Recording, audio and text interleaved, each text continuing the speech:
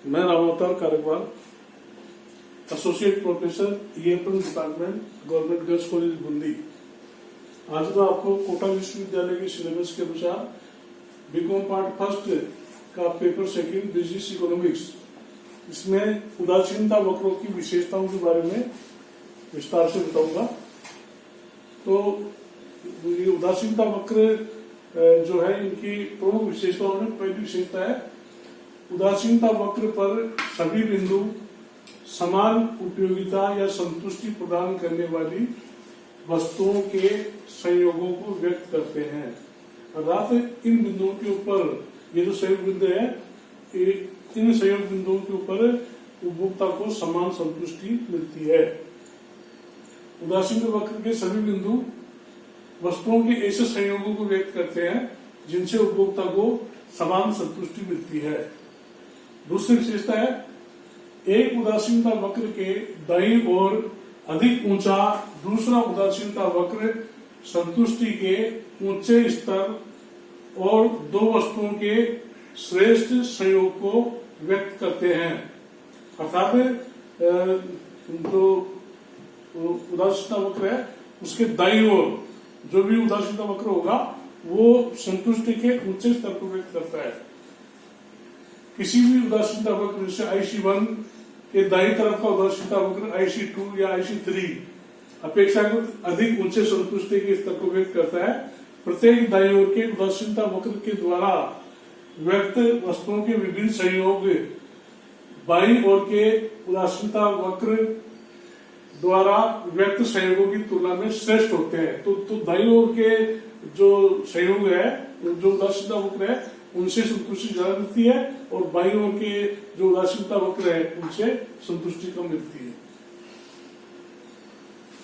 Third है, एक उदासीनता वक्र ऊपर से नीचे दाईं ओर झुकता हुआ होता है। अर्थात ये जैसे मांग रेखा होती है, उसी प्रकार से ये ऊपर से नीचे झुकते हुए होते हैं। इसका प्रमुख कारण यह है कि उदासीनता वक्रों का ढाल ऋणात्मक होता है।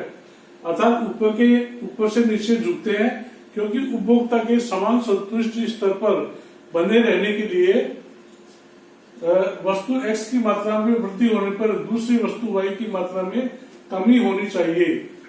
यदि ऐसा नहीं होता है तो उपभोक्ता को समान उपयोगिता अथवा संतुष्टि प्राप्त नहीं होगी। तो इनके ऊपर से नीचे दाईं ओर झुकने का कारण यही है कि जो उपभोक्ता है उसको एक वस्तु को की अधिक इकाइयां प्राप्त करने के लिए दूसरी वस्तु की कई इकाइयों का त्याग करना पड़ता है। उदासीनता वक्र मूल बिंदु के उन्नतोत्तर होते हैं, अर्थात मूल बिंदु की तरफ ये झुकते हुए होते हैं। उदासीनता वक्र केवल ऊपर से नीचे दाईं ओर ही नहीं झुकते, बल्कि वे मूल बिंदु के उन्नतोत्तर भी होते हैं। उदासीनता वक्र अपने मूल बिंदु के उन्नतोत्तर घटती प्रतिस्थापन की सीमांत दर के सिद्धांत के कारण होते हैं। अर्थात ये जो घटती हुई सीमांत प्रतिस्थापन की जो दर है, इसके कारण ऐसा होता है। और इसके अंतर्गत ये होता है कि एक वस्तु की अधिक इकाइयां प्राप्त करने के लिए दूसरी वस्तु की कई इकाइयों का हमें त्याग करना पड़ता है। यही घटती प्रतिस्थापन की सीमांत दर है। फिफ्थ है, उदासीनता वक्र एक दूसरे को काटते नहीं है। उदासीनता वक्र जो है वो एक दूसरे को काटते नहीं है, बल्कि ये एक दूसरे से स्वतंत्र रहते हैं। यदि दो या दो से अधिक उदासीनता वक्र एक दूसरे को काटते हैं तो इस मान्यता का खंडन होता है कि एक उदासीनता वक्र के सभी बिंदु समान पूर्व उपयोगिता को बतलाते हैं। अर्थात अगर वो आपस में काटेंगे तो इसका मतलब यह है कि उनके विभिन्न बिंदुओं के ऊपर उपभोक्ता को समान संतुष्टि या उपयोगिता प्राप्त नहीं हो रही है। सिक्स्थ है, उदासीनता वक्र किसी भी अक्ष को स्पर्श नहीं कर सकता। अर्थात ये जो उदासीनता वक्र है वो जैसे OY अक्ष होता है, OX अक्ष होता है, इनको ये स्पर्श नहीं करते हैं। जैसे ये जो रेखा चित्र है, इसमें ये OY अक्ष है, ये OX अक्ष है। तो ये IC1 है, ये इंटरप्रेस कर्व नंबर 1 है, ये जो है ये OY अक्ष को छू रहा है। ए बिंदु पर। इसी प्रकार से IC2 वक्र है, वो OX अक्ष के ऊपर B बिंदु पर इसको स्पर्श कर रहा है। तो यदि कोई उदासीनता वक्र जैसे IC2 है, OX अक्ष को स्पर्श करता है, ये इस OX अक्ष को B बिंदु पर स्पर्श करता है, तो इसका अर्थ यह होगा कि X वस्तु की OB मात्रा मिलेगी और Y वस्तु की कोई मात्रा नहीं मिलेगी। अर्थात इसका मतलब क्या हुआ कि उसको OX अक्ष के ये बिंदु मतलब यह है कि उसको OB मात्रा OX ये X वस्तु की मिलेगी, लेकिन Y वस्तु की कोई मात्रा नहीं मिलेगी।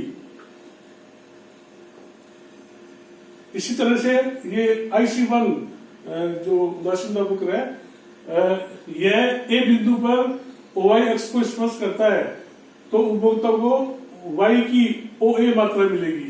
ये A बिंदु के ऊपर OY अक्ष को स्पर्श कर रहा है, इसका मतलब ये होगा कि उसको Y वस्तु की OA मात्रा मिलेगी, लेकिन X वस्तु की उसे कोई मात्रा नहीं मिलेगी। और 7th है, ये आवश्यक नहीं है कि उदासीनता वक्र एक दूसरे के समानांतर हो, अर्थात ये पैरेलल होना जरूरी नहीं है। प्रत्येक जो उदासीनता वक्र है वो एक दूसरे के समानांतर ही हो, ये कोई जरूरी नहीं है। जैसे ये जो रेखा चित्र है, इसमें ये IC1 है और ये IC2 है, तो ये इसका ढाल ऐसे है और इसका ऊपर से नीचे तेजी से झुक रहा है, तो ये दोनों IC वक्र है, लेकिन ये जरूरी नहीं है कि ढाल समान ही हो। यदि भी सभी उदासीनता वक्रों का ढाल ऋणात्मक होता है और वे एक ऊपर से नीचे की ओर झुकते होते हैं, परंतु सभी उदासीनता वक्रों का ढाल अर्थात गिरने की दर समान हो, यह आवश्यक नहीं है। सभी उदासीनता वक्रों के सीमांत प्रतिस्थापन दर समान होना भी आवश्यक नहीं है। तो इस प्रकार से ये प्रमुख विशेषताएं थी उदासीनता वक्रों। धन्यवाद।